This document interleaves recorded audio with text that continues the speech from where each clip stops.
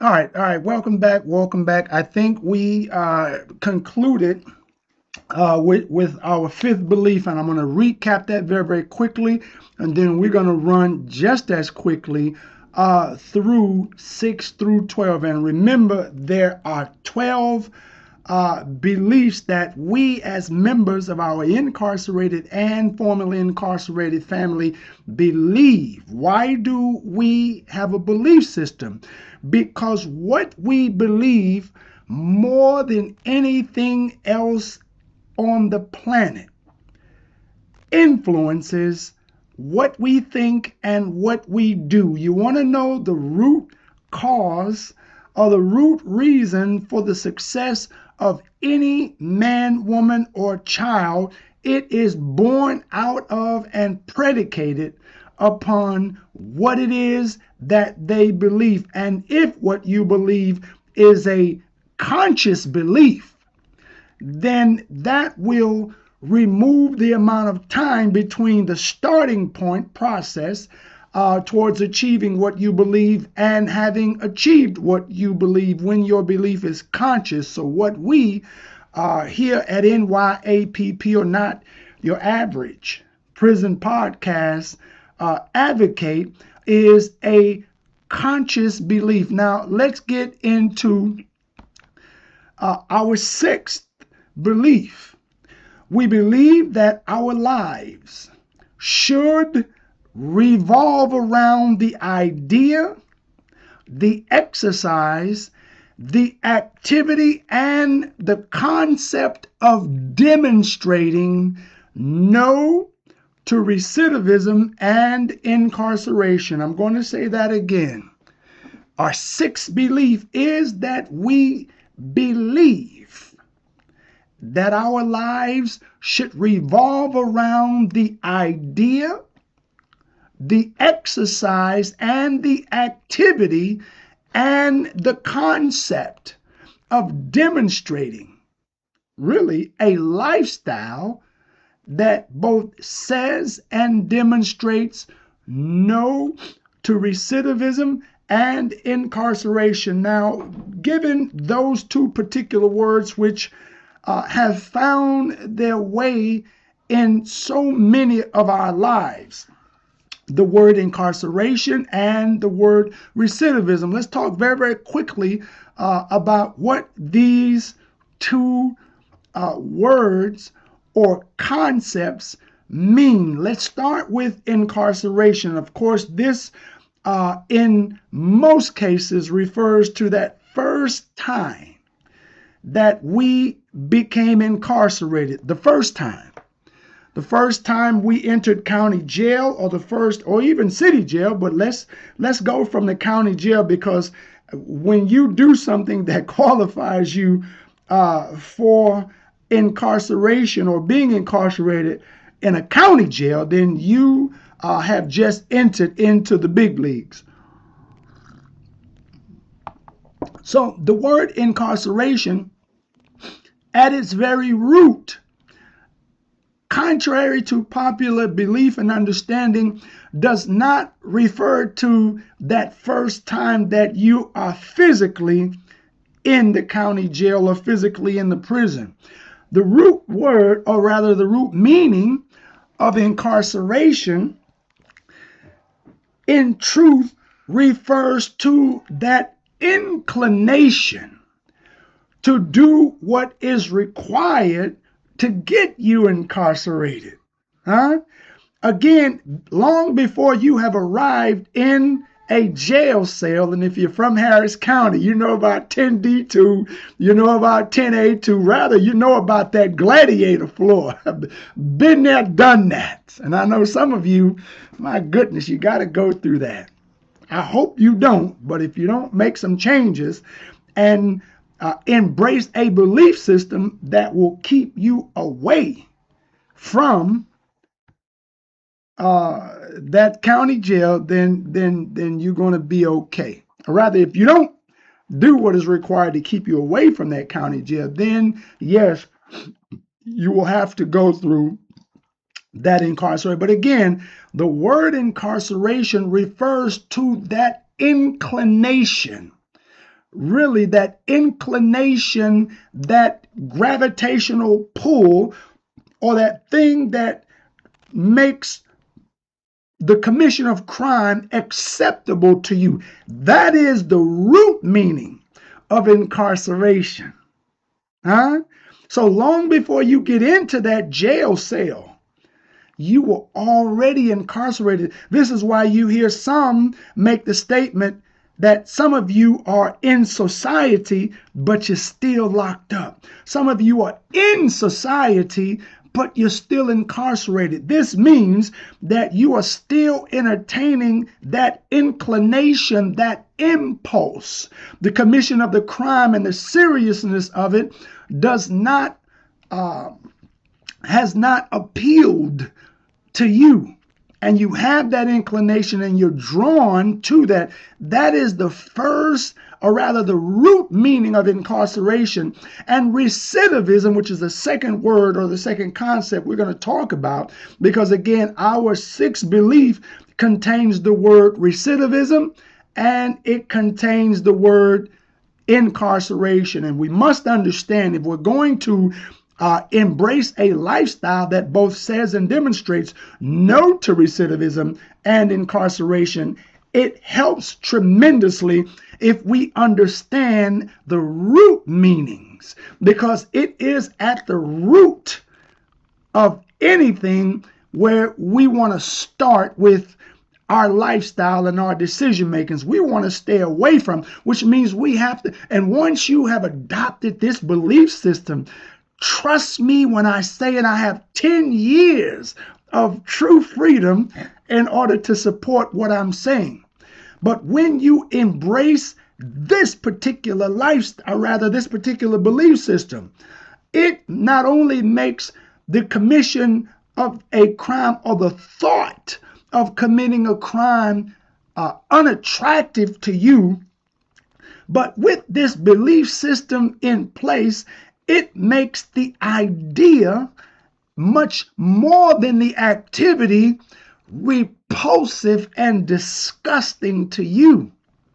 With this belief system, but without this belief system, the commission of a crime, the thought of committing a crime, the thought of doing something that violates the law does not have the right, it doesn't produce the right response in you in order to give you that guarantee that, no, I'm not going to do that. Why? Not because I don't want to get caught, but because it is wrong to do so. And there are other reasons why we shouldn't commit crimes. And we'll get into some of those other reasons why it is just downright foolish for us to commit crimes or to even entertain the thought. We'll get into some of that because I want you to know just what it is that you are really working with upstairs and what it is that we're capable of accomplishing if we put the best of what we have upstairs, the best that we have here, if we can pool it together. Oh my goodness, what we can accomplish, I'm telling you, brothers and sisters, comrades and constituents, it literally blows my mind. So let's continue. So again, number 6, we believe that our lives should revolve around the idea, the exercise, the activity, and the concept of demonstrating no to recidivism, no to that inclination to commit crimes over and over, and incarceration. That our lives should evolve around that type of thinking that makes incarceration or just that thought repulsive to us. Let's continue. Number 7, this is beautiful.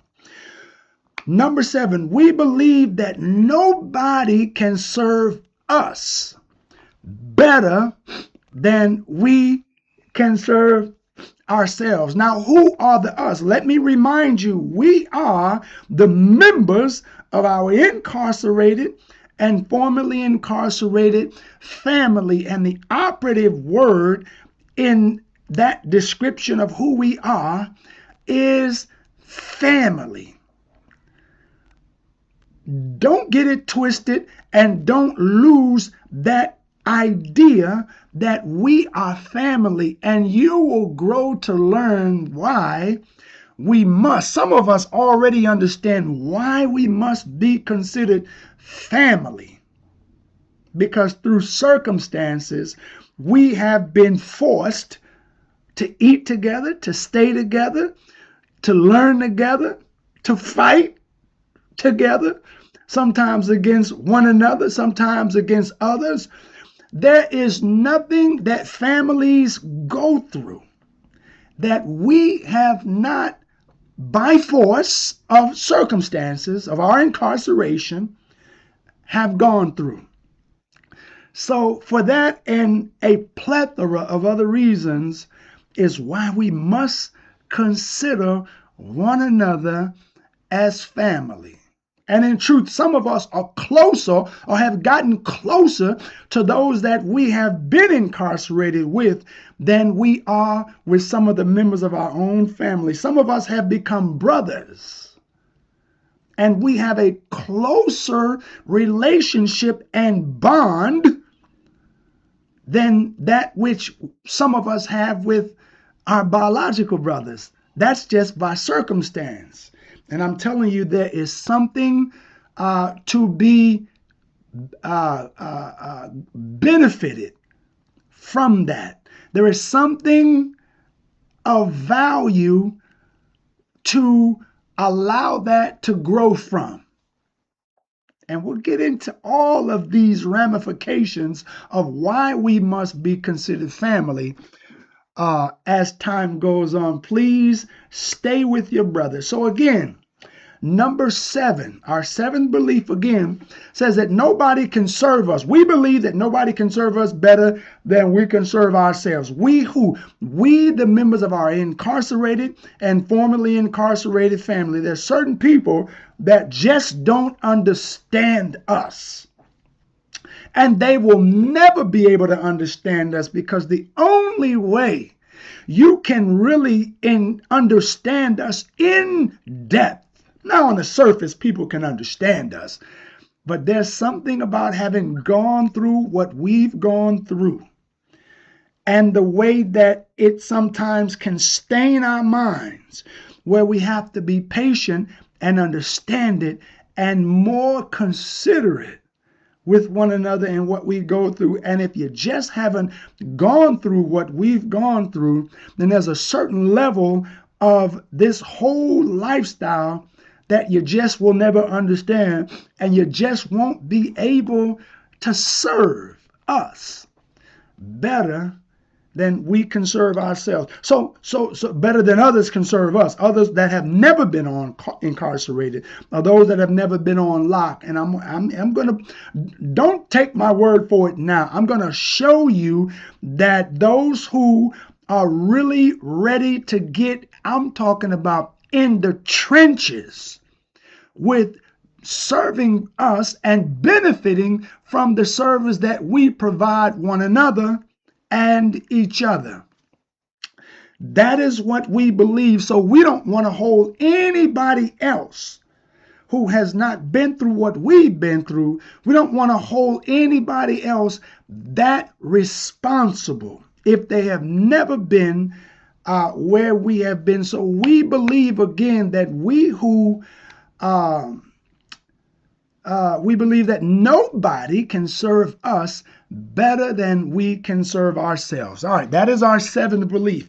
Our 8th belief is that we believe, listen to this now, that every member of our incarcerated family and every member of our formerly incarcerated family, including all whom we embrace, deserves justice and to be legally represented, even if we, or rather they are believed, or we believe, or even if they are believed to be guilty.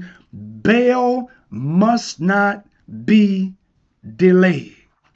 Again, our 8th belief says that we believe that every member of our incarcerated, formerly incarcerated family, or every member of our incarcerated family, and every member of our formerly incarcerated family, in whom, or rather including all whom we embrace. There are going to be some who have never been incarcerated, but will all of a sudden find themselves incarcerated or find themselves having a brush with the law. Those ones we must embrace. So I said those that are on lock, those that have formerly been on lock, and all those whom we embrace. We believe that they deserve justice and to be legally represented. That means we're going to defray the cost of their representation. Why would we do that? Because it is what we believe that we should do. We believe that everybody that is incarcerated, because sometimes you need legal representation if you are incarcerated, and most certainly those of us who are blessed to disembark the physical bonds of incarceration, sometimes we'll find ourselves having a brush with the law even at that time. And of course, we believe that you should be legally represented, and we believe that bail must not be delayed. That is our eighth belief. Our ninth belief is that we believe that every member of our incarcerated and formerly incarcerated family should have and exercise the option to do something for themselves. This means entrepreneurship, and that we should pool our resources for all who are willing to do so. Now, I'm under no illusion that every one of us who is incarcerated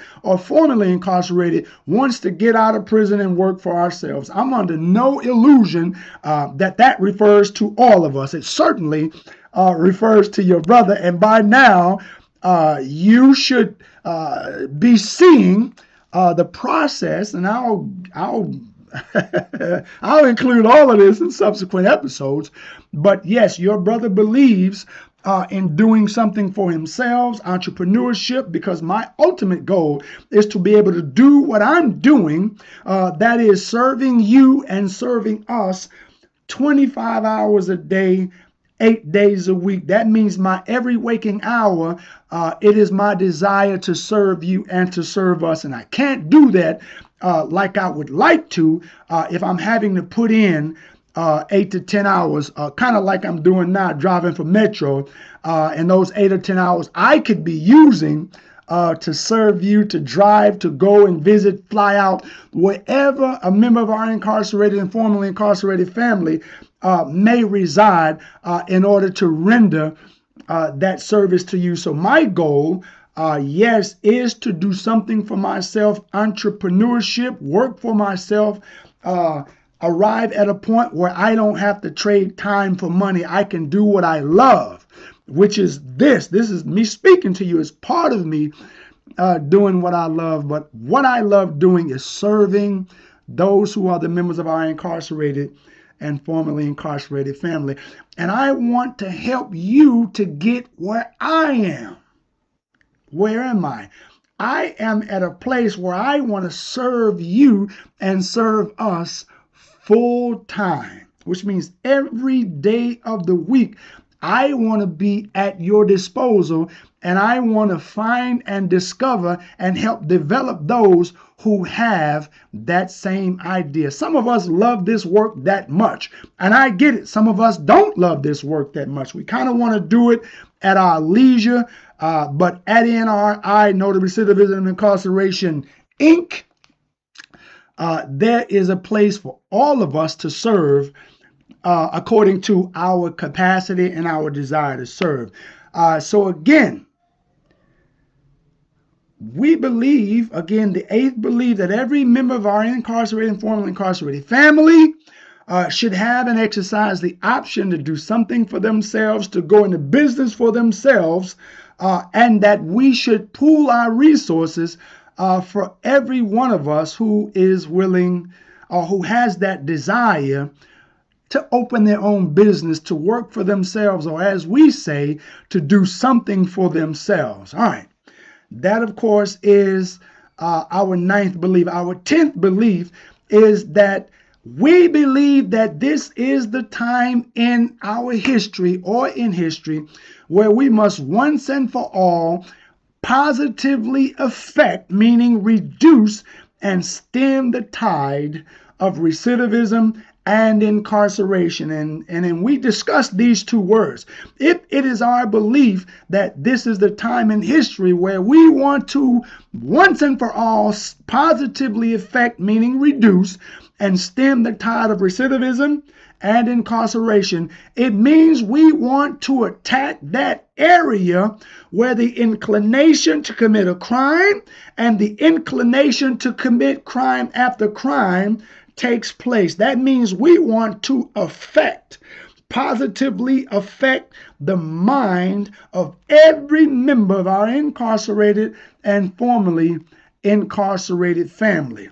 Our 11th belief, oh my goodness, for the men and the young boys, this could have very well been and should have been and can very well be the very first belief, because this involves our women, our sisters, our nieces, even our grandmothers, even our mothers. And for some of us, it means our wives and our baby mamas. You got married that, sister. But no. So our 11th belief is that we remain, or rather we believe and remain prepared to demonstrate that 75% of our work is with and for the female, for the women. There's so much that our women go through that is 10 times, 100 times, 1,000 times, and 10,000 times worse than what the men go through. And therefore, because it is so much, because what they go through and experience is so much worse than what we as men go through, the majority of our work, some 75% of our work, is with and for our women or the female. And lastly, our 12th belief is that we believe in God. Now, I know some of us don't really believe in God. And let me explain very, very quickly. The word God only means force and power. You can be an atheist. That means you reject certain concepts of God, but you understand and you believe and you know and can prove that this world contains force and power, and there is a need for force and power if our condition is ever going to be remedied. I'll give you a very, very quick and simple example. I have a cup of coffee right here, and it's on my desk. If I don't exercise the right amount of force and power, and there has to be precision in that power, in order for me to take a drink of coffee, then it will never happen. So I have to believe in that force and power and precision that is required in order to enjoy this cup of coffee. Watch this. This is based on a belief.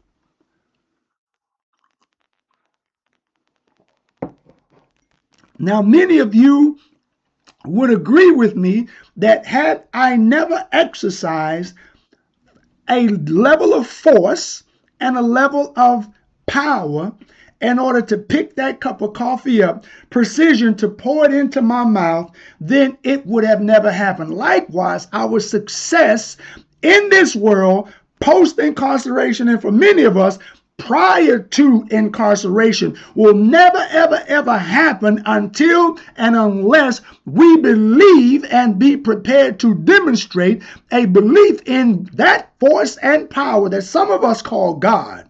Some of us call it what it is, force and power, in order to do what is necessary to exercise the precision to do what it is that we need to do for our success in this life, post-incarceration and for others prior to incarceration. Please listen, like, subscribe, share this content because there's much, much, much more to come.